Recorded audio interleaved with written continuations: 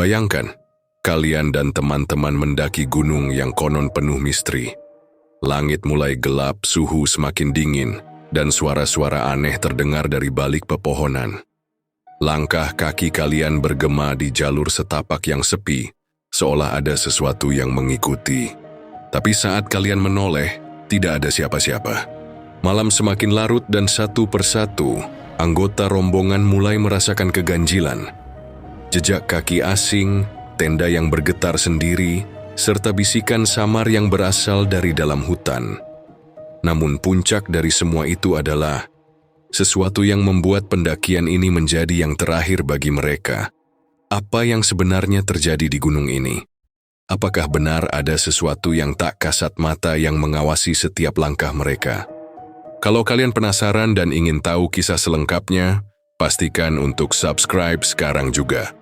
Karena di sini kalian akan menemukan cerita-cerita horor yang tak hanya menyeramkan, tapi juga bikin kalian berpikir dua kali sebelum naik gunung sendirian. Siapkan nyali kalian karena cerita ini akan membuat bulu kuduk berdiri. Kita mulai sekarang.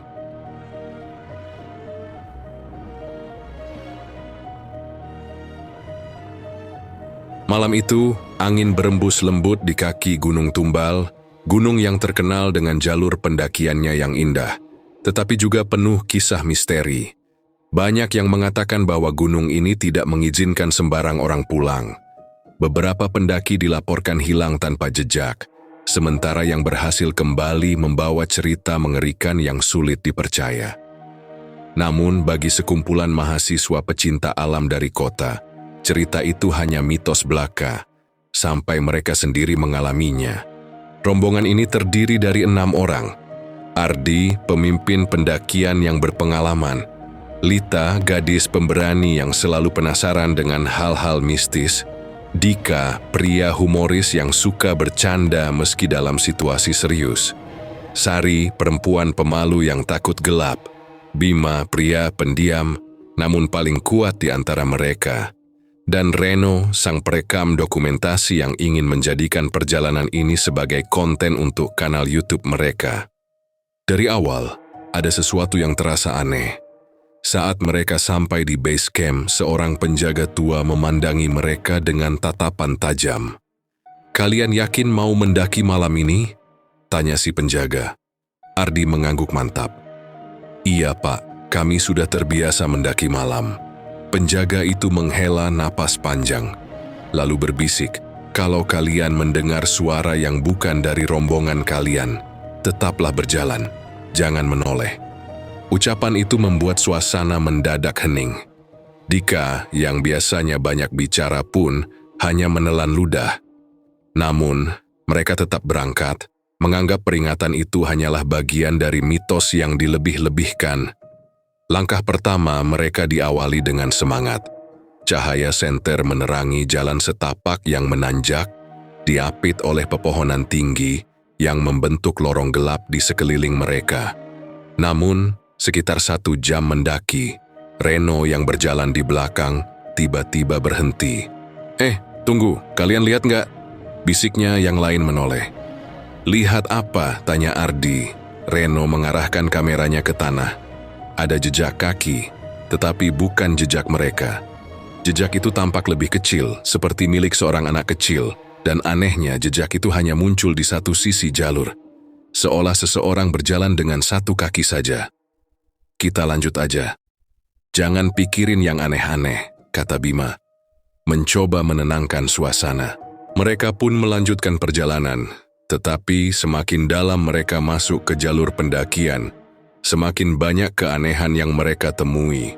Sekitar 2 jam perjalanan, mereka memutuskan untuk beristirahat sejenak di sebuah tanah lapang.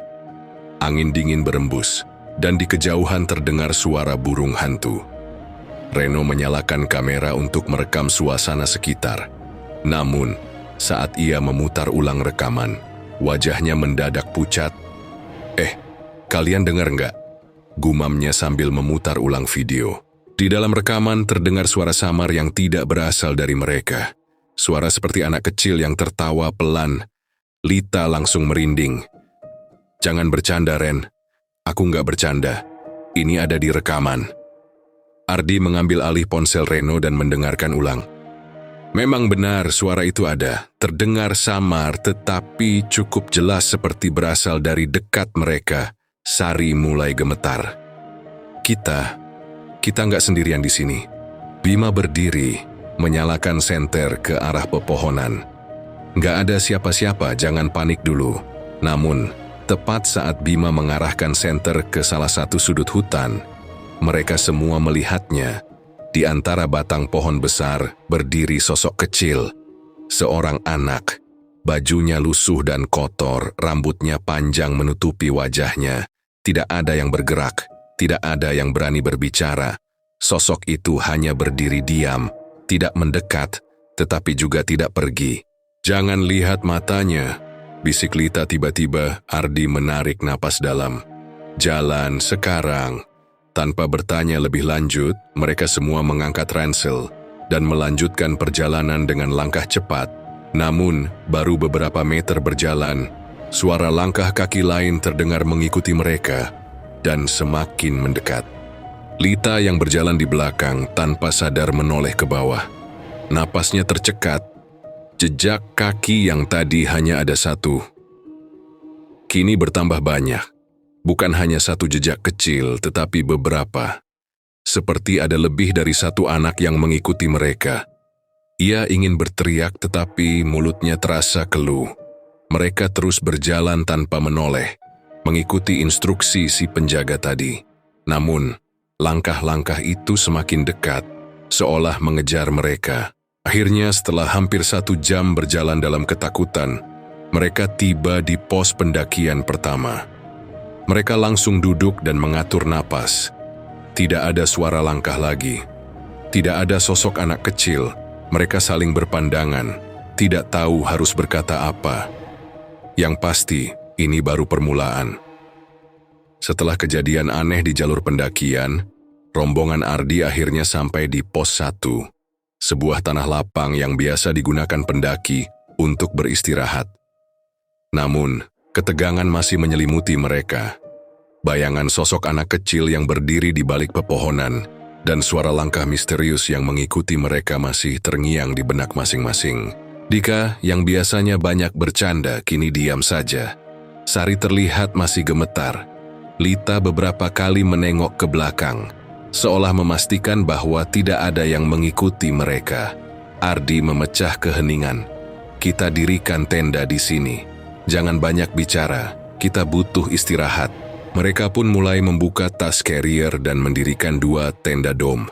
1 untuk laki-laki dan 1 untuk perempuan. Namun, saat mereka sibuk menyiapkan perlengkapan, Reno yang masih memegang kamera menatap layar dengan wajah bingung. Ini kenapa? Katanya pelan. Layar kameranya bergetar pelan seperti terkena interferensi.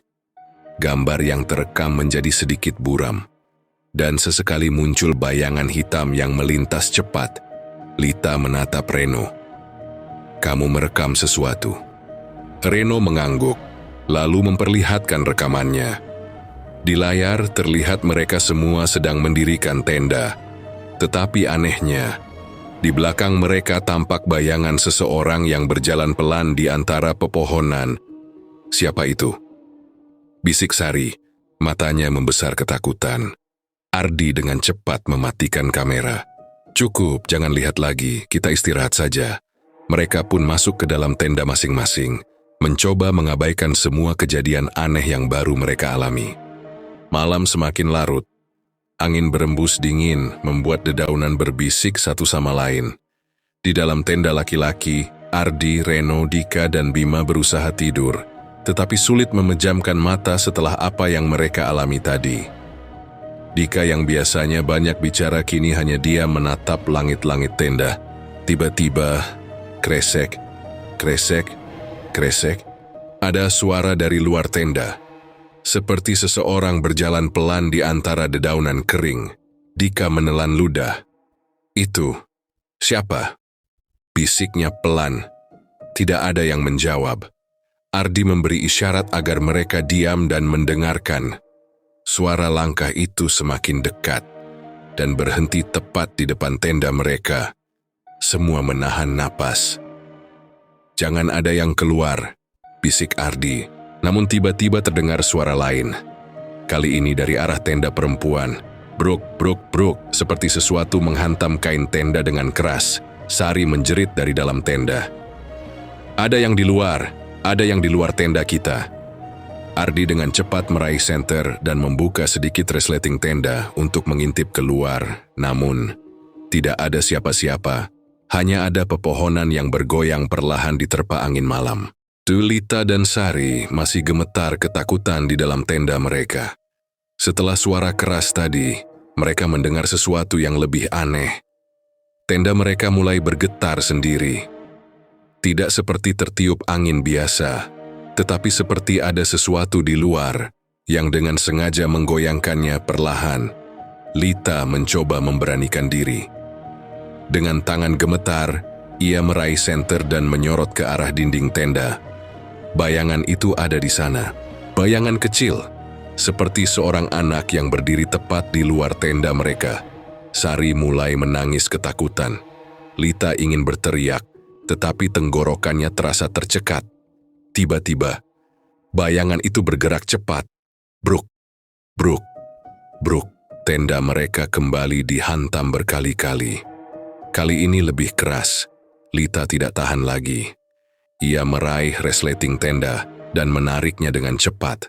Namun, saat ia menyorotkan senter keluar, tidak ada siapa-siapa. Hanya ada pepohonan sunyi dan kabut tipis yang mulai turun di sekitar perkemahan. Namun, sesuatu membuat Lita semakin merinding. Di tanah, ada jejak kaki kecil yang mengelilingi tenda mereka. Ardi dan yang lain segera menghampiri tenda perempuan.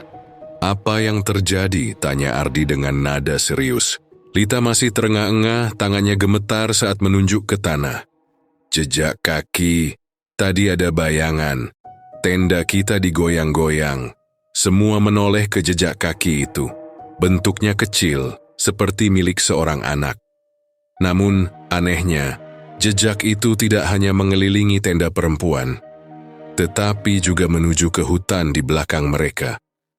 Keheningan melanda. Tidak ada yang berani bicara. Reno mengangkat kameranya untuk merekam, tetapi anehnya kameranya tiba-tiba mati sendiri. "Kita harus pergi dari sini besok pagi," kata Ardi akhirnya. "Aku nggak peduli kalau kita belum sampai puncak. Ini sudah terlalu aneh." Yang lain mengangguk setuju. Namun satu hal yang tidak mereka sadari, di balik pepohonan di antara kabut yang semakin tebal, ada sepasang mata yang mengawasi mereka dalam diam. Kabut masih menyelimuti pos 1 ketika Ardi dan kelompoknya berusaha tidur setelah kejadian mengerikan tadi malam. Namun suasana masih terasa mencekam. Tidak ada yang benar-benar bisa memejamkan mata dengan tenang. Di luar, suara dedaunan yang tertiup angin sesekali terdengar, tetapi ada satu hal yang aneh. Biasanya jika ada orang berjalan di tanah berpasir dan dedaunan kering, pasti akan terdengar suara langkah kaki. Namun kali ini, tidak ada suara sama sekali. Seolah-olah sesuatu sedang bergerak di luar, tetapi tidak meninggalkan bunyi sedikit pun. Saat fajar mulai menyingsing, Ardi keluar dari tenda dengan wajah lelah. Sinar matahari yang seharusnya membawa rasa nyaman, justru terasa dingin dan tidak biasa. "Bangun, kita harus turun sekarang," katanya tegas. Lita dan Sari yang masih ketakutan segera berkemas, begitu juga dengan Dika, Bima, dan Reno. Mereka tidak ingin berada di gunung ini lebih lama lagi. Namun, saat mereka hendak mencabut pasak tenda, sesuatu membuat mereka terpaku.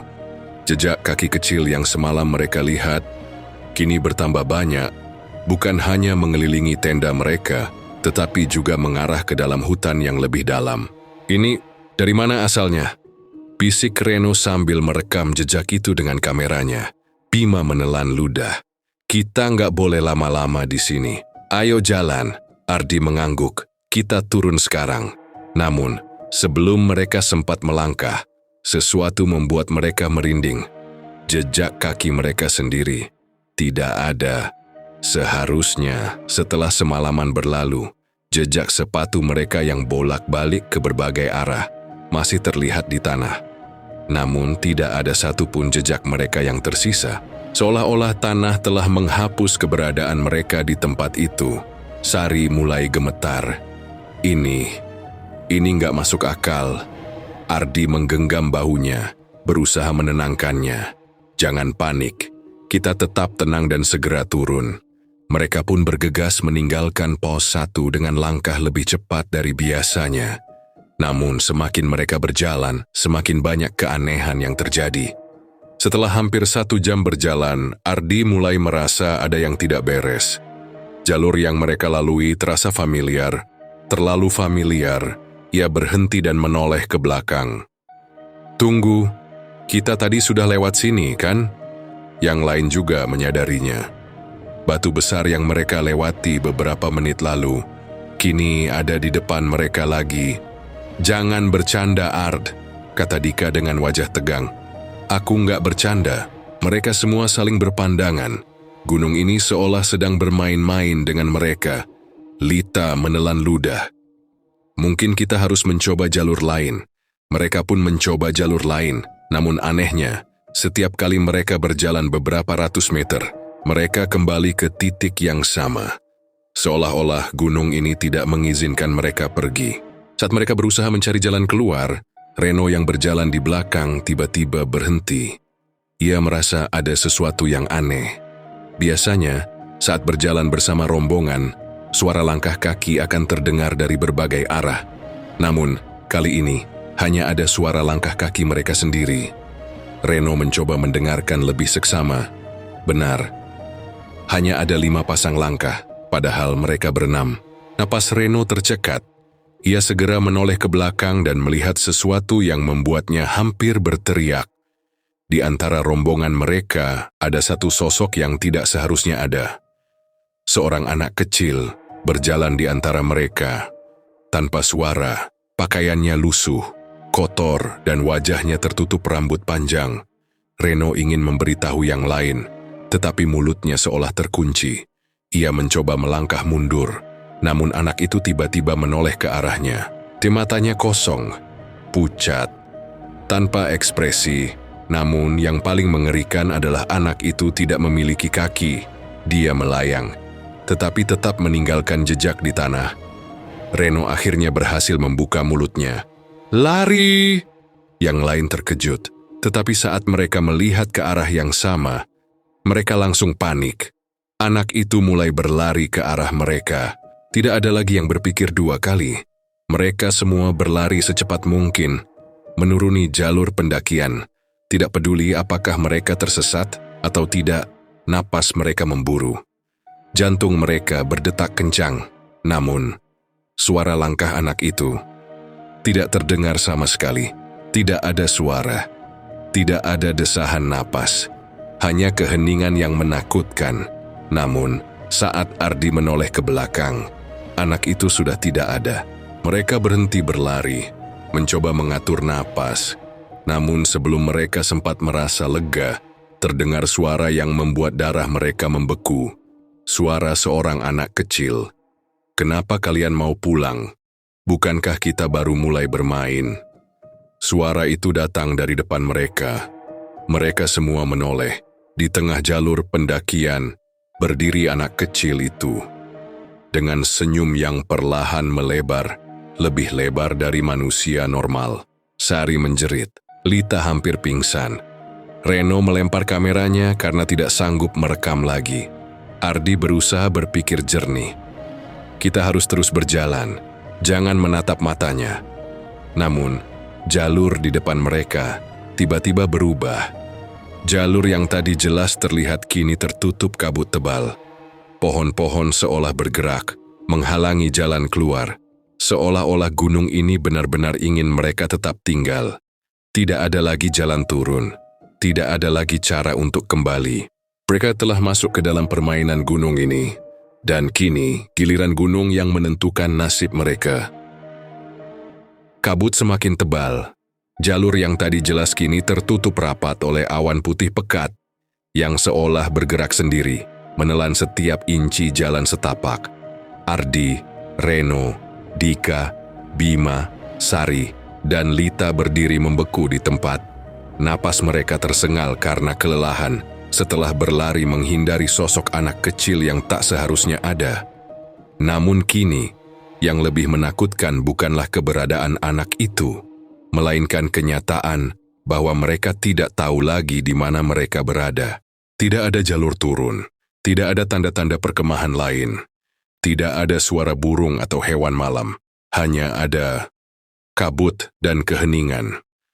Reno masih gemetar. Ia mencoba menyalakan kameranya kembali, tetapi layar hanya menampilkan gambar buram dengan suara berdesis aneh. Sari menggenggam lengan Lita erat. "Ardi, kita harus keluar dari sini sekarang. Aku nggak mau di sini lebih lama lagi." Ardi mencoba berpikir jernih.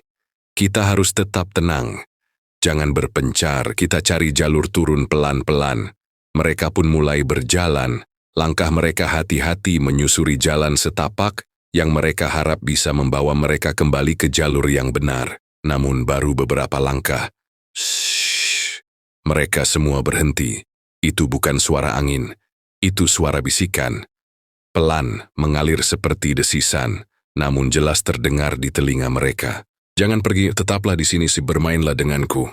Sari mencengkeram tangan Lita lebih erat, tubuhnya bergetar hebat. Bima menoleh ke kanan dan ke kiri, mencoba mencari sumber suara itu. "Apa kalian dengar itu?" bisiknya. Yang lain mengangguk. Wajah mereka pucat. Bisikan itu tidak berasal dari satu arah. Tidak ada sumber pastinya. Seolah-olah gunung ini berbicara langsung ke dalam kepala mereka. Mereka mempercepat langkah. Tidak ada lagi yang berbicara. Tidak ada lagi yang berani menoleh ke belakang. Namun setelah beberapa menit berjalan, Ardi merasakan ada yang tidak beres. Ia berhenti, menatap sekeliling. "Tidak mungkin," gumamnya. Yang lain ikut berhenti dan melihat ke depan, jalur yang tadi mereka lalui. Menghilang, tidak ada tanah berbatu, tidak ada jalan setapak. Hanya pepohonan yang berdiri diam, seperti dinding hidup yang mengurung mereka di dalam gunung ini. Lita mulai menangis. "Kita tersesat, kita benar-benar tersesat." Dika mencoba menenangkan. "Tenang, Li, kita pasti bisa keluar." Namun sebelum ia menyelesaikan kalimatnya, kriik, ada suara dari dalam kabut, seperti langkah kaki, tetapi terdengar aneh. Bukan langkah kaki manusia, lebih menyerupai suara sesuatu yang diseret di atas tanah. Dan suara itu semakin mendekat. Kiai Ardi mengangkat tangannya, memberi isyarat agar semua tetap diam. Namun Reno tidak tahan. Dengan tangan gemetar, ia mengangkat kameranya dan mencoba menyorot ke arah kabut. Di layar awalnya hanya ada putih pekat. Namun kemudian, sesuatu muncul, sebuah bayangan hitam tinggi, berdiri di antara pepohonan, menghadap langsung ke arah mereka. Sari menutup mulutnya agar tidak menjerit. "Lari," bisik Ardi. Namun sebelum mereka bisa bergerak, bayangan itu menghilang. Tidak ada suara. Tidak ada gerakan. Hanya keheningan yang semakin menyesakkan. Namun satu hal yang membuat mereka merinding lebih dalam. Bayangan itu kini berada lebih dekat. Tanpa suara, tanpa langkah, ia semakin mendekat. Ketakutan mereka pecah. Tanpa berpikir panjang, mereka berlari secepat mungkin, menerobos kabut tanpa peduli kemana arah tujuan mereka. Lita terjatuh, tetapi Dika dengan cepat membantunya bangkit. Mereka tidak peduli lagi. Yang terpenting adalah menjauh dari apapun yang ada di balik kabut itu. Namun, setelah beberapa menit berlari, mereka menemukan sesuatu yang membuat mereka berhenti mendadak. Mata mereka membelalak ketakutan. Di depan mereka, di tanah basah yang mereka injak, ada jejak kaki mereka sendiri. Mereka baru saja kembali ke tempat yang sama. Gunung ini benar-benar sedang bermain-main dengan mereka. Saat mereka berdiri terpaku, mencoba memahami apa yang sedang terjadi, suara lain mulai terdengar. "Ardi." Mereka semua terdiam. Itu bukan suara siapapun di antara mereka. Itu suara perempuan. Memanggil nama Ardi. Suaranya pelan, hampir seperti bisikan. Tetapi jelas terdengar di antara kabut. Ardi menoleh, matanya liar mencari sumber suara itu. Ardi, jangan pergi. Tetaplah di sini. Sari mulai menangis. Jangan dengarkan Ard. Tolong. Kita harus pergi. Namun, suara itu semakin dekat. Ardi, aku di sini. Dan saat Ardi menoleh ke belakang, sosok itu berdiri tepat di belakangnya. Ardi tidak bisa bergerak. Napasnya tercekat. Sosok perempuan itu berdiri dengan wajah pucat, matanya hitam pekat, dan mulutnya tersenyum lebar. Namun yang lebih menyeramkan, sosok itu memiliki wajah yang mirip dengan Lita. Lita menjerit. Yang lain langsung menarik Ardi dan kembali berlari. Kali ini, mereka tidak peduli kemana. Mereka hanya tahu satu hal. Mereka harus keluar dari sini. Sekarang, namun apakah gunung ini akan membiarkan mereka pergi? Atau mereka sudah terjebak selamanya? Kabut belum juga menipis. Hanya ada keheningan mencekam yang membuat napas terasa berat. Ardi, Reno, Dika, Bima, Sari, dan Lita masih berlari tanpa arah, mencoba menghindari sosok menyeramkan yang mereka lihat sebelumnya. Namun, di tengah pelarian mereka mulai menyadari sesuatu yang lebih mengerikan. Hutan ini tidak diam. Pohon-pohon yang tadi mereka lewati kini terlihat berbeda. Beberapa tampak lebih rapat seolah mendekat sendiri. Dedaunan yang berguguran jatuh dalam pola yang tidak wajar, seakan membentuk jalur yang memaksa mereka menuju ke suatu tempat. Mereka tidak hanya tersesat, mereka sedang dikendalikan. Mereka berhenti di tengah hutan, berusaha mengatur napas. Ardi memeriksa kompasnya, namun jarumnya hanya berputar tanpa arah yang jelas. Ini nggak mungkin, bisiknya. Dika melihat ke belakang. Kita sudah berlari jauh, tapi kenapa jalurnya masih begini-begini aja? Lita menatap sekeliling dengan ketakutan. Aku nggak mau di sini lagi. Aku mau pulang. Bima mencoba menenangkan. Tenang dulu, kita pasti bisa keluar. Namun sebelum mereka bisa berpikir lebih jauh, terdengar suara dari arah kanan mereka. Seperti ranting patah yang diinjak sesuatu, atau seseorang. Mereka semua membeku. Siapa itu? Tanya Reno. Suaranya bergetar. Tidak ada jawaban, hanya suara napas pelan yang terdengar di antara pepohonan. Dan perlahan dari balik kabut, sosok hitam muncul. Namun bukan manusia. Sosok itu tinggi, lebih tinggi dari manusia biasa. Tubuhnya kurus dengan lengan yang panjang menjulur ke bawah. Matanya tidak ada. Hanya dua lubang hitam yang dalam, seolah menyerap cahaya di sekitarnya. Lita menutup mulutnya agar tidak menjerit. Sari mulai menangis pelan. Ardi menelan ludah. Kita harus pergi sekarang. Namun saat mereka mulai mundur, sesuatu yang lebih aneh terjadi. Pohon-pohon di sekitar mereka bergerak. Bukan hanya dahan yang bergoyang, tetapi seluruh batang pohon berderak, seolah merintangi jalan mereka. Satu persatu pepohonan itu semakin rapat, membuat jalan mereka semakin sempit. Seakan hutan ini hidup, dan hutan ini tidak ingin mereka pergi. Bima menarik tangan Lita, mencoba mencari celah di antara pepohonan yang bergerak. Ayo cepat, namun semakin mereka mencoba lari, semakin banyak bayangan hitam bermunculan di sela-sela pohon. Mereka tidak sendirian. Reno menyorotkan lampu senter ke sekeliling. Namun yang terlihat bukanlah hutan biasa. Di antara pepohonan, terdapat wajah-wajah pucat dengan mata kosong, mengintip dari balik batang kayu. Beberapa wajah itu tampak familiar. Sari tercekat. Itu wajah kita. Benar. Di antara wajah-wajah menyeramkan itu, mereka bisa melihat bayangan diri mereka sendiri. Dengan ekspresi kosong dan tubuh yang diam membeku, seolah mereka sudah mati di sini. Tidak ada pilihan lain. Mereka berlari ke satu-satunya jalur yang masih terbuka. Namun, saat mereka berlari, suara bisikan itu kembali terdengar. Jangan pergi. Kalian adalah bagian dari kami sekarang. Kabut semakin pekat, napas mereka semakin berat, dan tiba-tiba Mereka sampai di sebuah tempat yang aneh, sebuah pohon besar berdiri di tengah-tengah tanah lapang yang gelap. Pohon itu berbeda dari yang lain. Kulitnya hitam legam dan dari celah batangnya mengalir cairan merah pekat seperti darah. Di sekitar pohon itu ada sesuatu yang membuat mereka ingin menjerit. Mayat-mayat para pendaki yang hilang. Beberapa masih mengenakan pakaian lengkap, tetapi wajah mereka pucat dengan mata yang kosong. Dan yang lebih mengerikan, beberapa mayat itu memiliki wajah yang sangat mirip dengan mereka, seolah mereka telah mati di tempat ini, tetapi masih hidup dalam tubuh mereka saat ini. Ardi menggenggam tangan Sari erat. Kita nggak boleh tinggal di sini, kita harus cari jalan keluar. Tiba-tiba, pohon itu bergerak, batangnya retak, dan dari celahnya, muncul tangan-tangan hitam panjang yang menjulur ke arah mereka. Lita berteriak. Reno mundur dengan wajah ketakutan.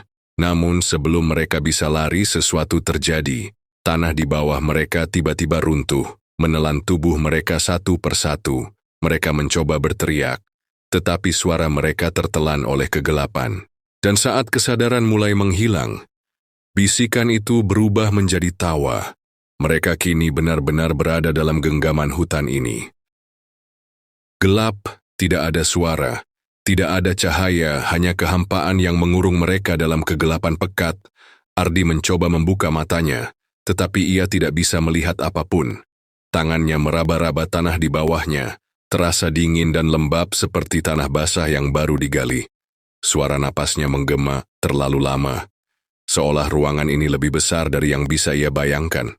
Reno, Dika, Bima, Lita, Sari, tidak ada jawaban. Ia sendirian. Ardi berusaha bangkit tetapi tubuhnya terasa berat, seolah sesuatu menahannya. Ia mencoba mengatur napas, berusaha tetap tenang meskipun pikirannya dipenuhi ketakutan. Tiba-tiba, terdengar suara di kejauhan. Ardi, ia menoleh, tetapi tidak ada siapa-siapa. Namun suara itu bukan berasal dari satu titik, itu berasal dari mana-mana. Seakan suara itu berbisik dari dinding-dinding kegelapan yang mengelilinginya. Kau tidak bisa keluar dari sini. Kau adalah bagian dari kami sekarang. Ardi merasakan jantungnya berdebar lebih cepat. Ia harus menemukan yang lain. Ia mulai berjalan, meskipun setiap langkahnya terasa semakin berat. Kakinya seolah tenggelam dalam tanah, seperti berjalan di lumpur yang semakin lama semakin dalam. Dan saat ia melangkah lebih jauh, ia melihat sesuatu. Di kejauhan samar-samar, ada sesuatu yang muncul dari dalam kegelapan. Semakin ia mendekat, bentuknya semakin jelas. Wajah-wajah, puluhan. Tidak, ratusan wajah pucat yang menggantung di udara, tanpa tubuh, tanpa mata. Hanya wajah yang tersenyum kosong, menghadap langsung ke arahnya. Ardi terpaku. Kakinya tidak bisa bergerak. Wajah-wajah itu mulai berbisik. Kembalilah, tetaplah di sini, Eket. Ardi mundur. Namun tiba-tiba wajah-wajah itu bergerak lebih dekat, dan salah satunya berubah. Itu wajahnya sendiri. Ardi menjerit dan berlari tanpa arah, mencoba menjauh dari wajah-wajah itu. Namun, semakin ia berlari, semakin ia merasa kegelapan ini semakin padat, seperti menyatu dengan tubuhnya. Lalu ia mendengar suara lain. Suara langkah kaki, bukan miliknya. Ardi berhenti menahan napas. Lita, Sari, siapapun itu. Tolong jawab. Tidak ada jawaban, hanya langkah kaki yang semakin mendekat. Lalu sesuatu menyentuh bahunya. Ardi menoleh cepat dan di depannya berdiri Reno. Namun wajah Reno tampak aneh, matanya kosong, tubuhnya kaku. Dan mulutnya terus bergerak meskipun tidak ada suara yang keluar. Lalu, perlahan, tubuhnya mulai meleleh. Ardi ingin berteriak, tetapi suaranya tercekat. Reno atau makhluk yang menyerupai Reno mulai berubah bentuk, kulitnya menghitam, tubuhnya melar, matanya yang kosong kini meneteskan cairan hitam pekat. Ardi, suara itu akhirnya keluar dari mulutnya. Namun suara itu bukan suara Reno. Itu suara yang dalam, bergema, dan penuh bisikan lain yang saling bertumpuk di belakangnya. Ardi berlari, tetapi ia merasa dunia ini tidak memiliki ujung. Ia terus berlari, namun tidak pernah sampai kemanapun. Seolah ia terjebak dalam satu titik, meskipun ia terus bergerak. Apakah ini mimpi, ataukah ini adalah akhir? Di suatu tempat di dalam kegelapan ini, ada seseorang yang memanggil namanya. Ardi. Ardi, bangun! Suara itu terdengar seperti Dika. Ardi membuka matanya. Kali ini, ia melihat sesuatu. Ia tidak lagi berada dalam kegelapan. Ia bisa melihat pepohonan, tanah berbatu, dan wajah teman-temannya yang berdiri mengelilinginya. Ardi, kau pingsan, kata Bima.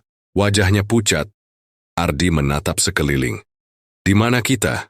Sari menelan ludah. Kita kembali ke jalur pendakian, tapi kita masih belum tahu bagaimana kita bisa ke sini. Ardi mencoba mengingat. Ia ingat wajah-wajah tanpa mata. Ia ingat sosok Reno yang berubah menjadi makhluk mengerikan. Namun kini, semua itu hilang. Hanya tersisa mereka berenam. Tetapi, Reno. Ardi menoleh ke sekeliling. Wajah teman-temannya menegang. Sari mulai menangis. Dika menggeleng. Reno, tidak ada di sini. Mereka berdiri diam dalam keheningan. Reno tidak ada. Ia hilang begitu saja. Tidak ada yang tahu apakah ia masih hidup, atau ia sudah menjadi bagian dari kegelapan yang mereka tinggalkan. Harus ada cara untuk menemukannya, kata Ardi, mencoba tetap berpikir jernih. Namun sebelum mereka bisa mengambil keputusan, angin bertiup kencang, membawa suara bisikan yang familiar. Kalian belum pergi. Kalian masih milik kami. Dan tiba-tiba kabut kembali turun, lebih pekat dari sebelumnya, serta di belakang mereka di antara pepohonan yang gelap. Seseorang berdiri diam, mengawasi mereka. Angin bertiup semakin kencang. Pepohonan berderak seolah berbisik di antara dedaunan yang bergoyang. Ardi, Dika, Bima, Sari, dan Lita berdiri dalam keheningan, menatap bayangan yang berdiri diam di antara pepohonan. Itu Reno. Atau sesuatu yang menyerupai Reno. Namun ada yang berbeda. Reno hanya berdiri kaku. Matanya kosong, kulitnya lebih pucat dari sebelumnya, dan bibirnya bergerak perlahan, menggumamkan sesuatu yang tidak terdengar. Lita mencengkeram lengan Ardi. Itu bukan Reno. Aku yakin.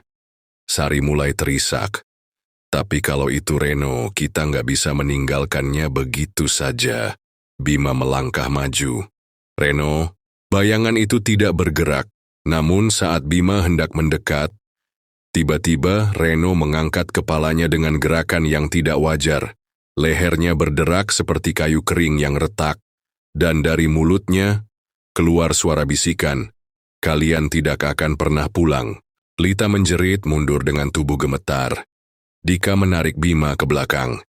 Itu bukan Reno. Kita harus pergi sekarang. Namun sebelum mereka bisa bergerak, Reno, atau makhluk yang menyerupai Reno, melangkah maju. Langkahnya tidak berbunyi, seolah kakinya tidak menyentuh tanah. Dan semakin dekat ia melangkah, semakin dingin udara di sekitar mereka. Ardi menggenggam tangan Sari yang sudah menangis ketakutan. Kita harus pergi. Mereka berlari, namun jalan setapak yang seharusnya membawa mereka turun gunung menghilang. Mereka berlari tanpa henti, mencari jalur yang bisa membawa mereka turun. Namun setiap kali mereka menemukan jalan, mereka selalu kembali ke tempat yang sama. Pohon besar yang menghitam, tanah yang berlumur darah, dan bayangan Reno yang masih berdiri di sana, menatap mereka tanpa ekspresi. Sari mulai histeris. Kita sudah melewati tempat ini 3 kali. Kenapa kita balik lagi ke sini? Dika menggeleng, wajahnya pucat. Ini nggak masuk akal. Seharusnya kita sudah sampai di jalur turun. Lita jatuh berlutut, tubuhnya bergetar. Kita nggak akan bisa keluar. Kita akan mati di sini. Ardi mencoba berpikir. Ada sesuatu yang mengendalikan jalur ini. Sesuatu yang tidak ingin mereka pergi. Lalu, dari kejauhan, terdengar suara familiar. Suara Reno. Namun kali ini, Bukan hanya satu suara. Suara itu terdengar dari mana-mana, dan mereka sadar, bukan hanya Reno yang terjebak di sini. Dari balik pepohonan, bayangan-bayangan mulai muncul. Mereka bukan manusia, tetapi mereka memiliki wajah manusia. Wajah-wajah pendaki yang hilang di gunung ini. Mereka tersenyum, tetapi senyuman itu tidak wajar, seolah mereka tahu sesuatu yang tidak diketahui oleh Ardi dan yang lainnya. Bima menggigit bibirnya, berusaha tetap tenang. Mereka siapa? Lalu satu dari bayangan itu berbicara. Kami adalah mereka yang pernah mencoba pulang. Dika mundur selangkah. Maksud kalian juga tersesat di sini. Bayangan itu tersenyum lebih lebar. Kami pernah hidup seperti kalian. Tapi gunung ini tidak mengizinkan siapapun pergi. Ardi mengepalkan tangan. Itu bohong. Kami akan keluar dari sini. Salah satu bayangan mendekat, wajahnya hampir tidak berbentuk lagi. Coba saja. Dan tiba-tiba, mereka semua merasakan sesuatu yang mengerikan. Tanah di bawah mereka bergerak, seperti jaring-jaring akar yang menggeliat hidup. Dan dari balik kabut, Reno muncul kembali. Namun kali ini, ada banyak Reno. Puluhan, ratusan, semua dengan ekspresi yang sama, kosong tanpa jiwa dan tersenyum menyeramkan. Mereka mengucapkan kata-kata yang sama bersamaan. Kalian tidak akan pernah pulang. Lita menjerit histeris. Sari menangis tanpa suara. Ardi tahu mereka kehabisan waktu. Jika mereka tetap di sini lebih lama, mereka akan menjadi seperti bayangan-bayangan itu. Tapi bagaimana caranya keluar? Lalu Bima melihat sesuatu. Di kejauhan ada sesuatu yang aneh. Sebuah cahaya kecil di antara pepohonan. Bisa jadi itu jalan keluar, kata Bima. Tanpa berpikir panjang mereka berlari ke arah cahaya itu. Bayangan-bayangan mulai mengejar mereka. Tangan-tangan hitam meraih dari tanah, mencoba menarik mereka masuk ke dalam kegelapan. Namun mereka terus berlari. Dan ketika mereka hampir mencapai cahaya itu, mereka terjatuh. Saat Ardi membuka matanya, ia merasakan tanah kering di pipinya. Matahari menyilaukan. Udara dingin pegunungan kembali terasa nyata. Ia menoleh melihat Dika, Bima, Sari, dan Lita terbaring di sekitarnya. Mereka kembali ke jalur pendakian. Jalur yang benar, jalur yang seharusnya membawa mereka turun sejak tadi. Namun tidak ada yang berbicara. Mereka masih terengah-engah, seolah tidak percaya mereka masih hidup. Namun, satu hal yang membuat mereka diam. Di antara mereka, tidak ada Reno. Dan lebih mengerikan lagi, di pergelangan tangan masing-masing ada bekas tangan hitam yang mencengkeram erat, seolah sesuatu baru saja melepaskan mereka. Namun, apakah benar mereka telah bebas? Langit sudah mulai terang ketika Ardi membuka matanya. Udara pagi terasa dingin, namun tidak seperti dinginnya kegelapan yang tadi hampir menelan mereka. Ia bisa mendengar suara burung, angin yang berdesir di antara pepohonan, dan suara langkah kaki yang menggema di jalur pendakian. Namun tubuhnya terasa berat. Ia menoleh ke samping dan melihat yang lain masih terbaring. Dika, Bima, Sari, dan Lita. Mereka semua ada di sini. Ardi menggerakkan tubuhnya dengan susah payah, merasakan sesuatu yang aneh di pergelangan tangannya.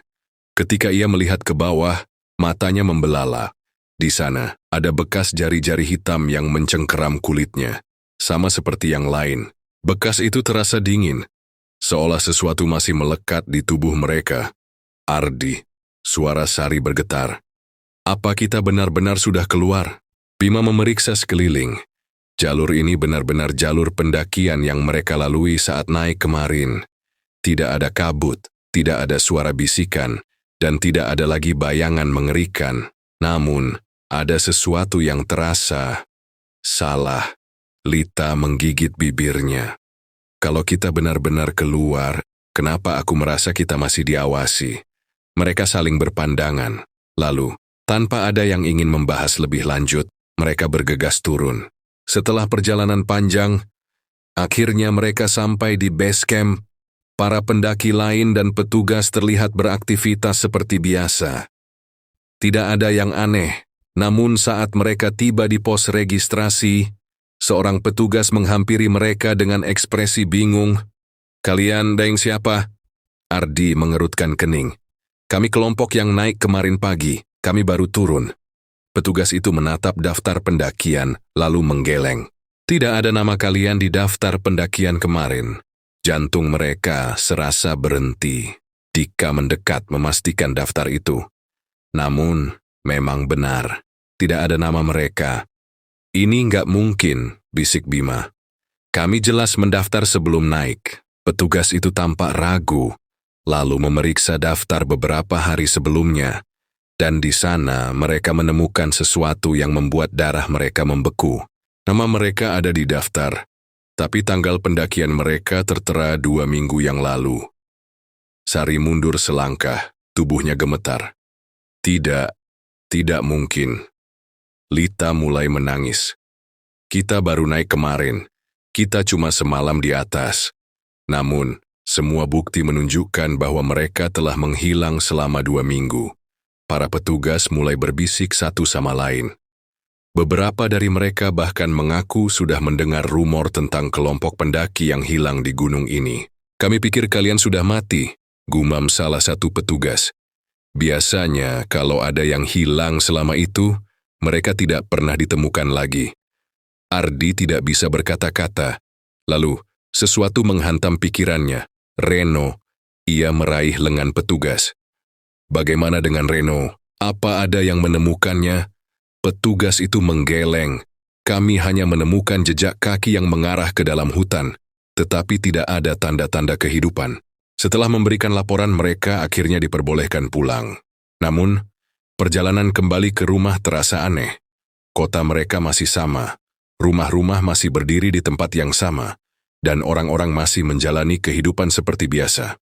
Tetapi, bagi mereka berlima, semuanya terasa berbeda. Mereka mulai mengalami mimpi buruk, mimpi tentang gunung itu, mimpi tentang Reno yang masih terjebak di sana.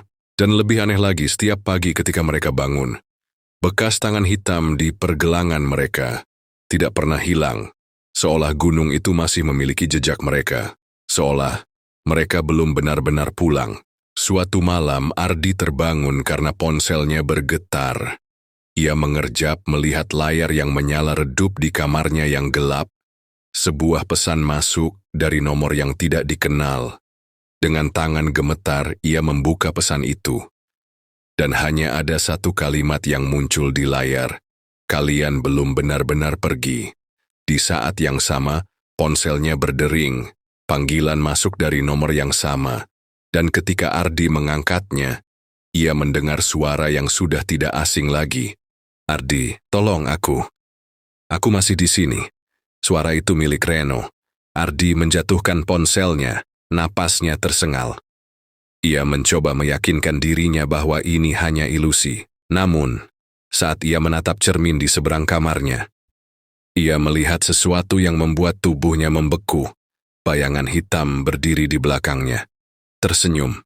Beberapa bulan setelah kejadian itu, kelompok mereka mulai jarang bertemu. Bukan karena mereka tidak ingin, tetapi karena sesuatu selalu terjadi setiap kali mereka bersama. Lampu berkedip. Bayangan muncul di sudut mata. Dan setiap kali mereka mencoba melupakan kejadian di gunung itu, mimpi buruk selalu membawa mereka kembali. Reno masih hilang. Tetapi entah bagaimana mereka merasa Reno tidak benar-benar hilang. Ia masih ada di suatu tempat di antara dunia mereka dan dunia yang tidak seharusnya mereka masuki. Apakah mereka benar-benar sudah keluar dari kengerian gunung itu? Ataukah sesuatu telah ikut bersama mereka? Jika kalian suka cerita ini, jangan lupa like, komen, dan subscribe. Dan ingat, jangan pernah mendaki gunung yang tidak mengizinkan pulang.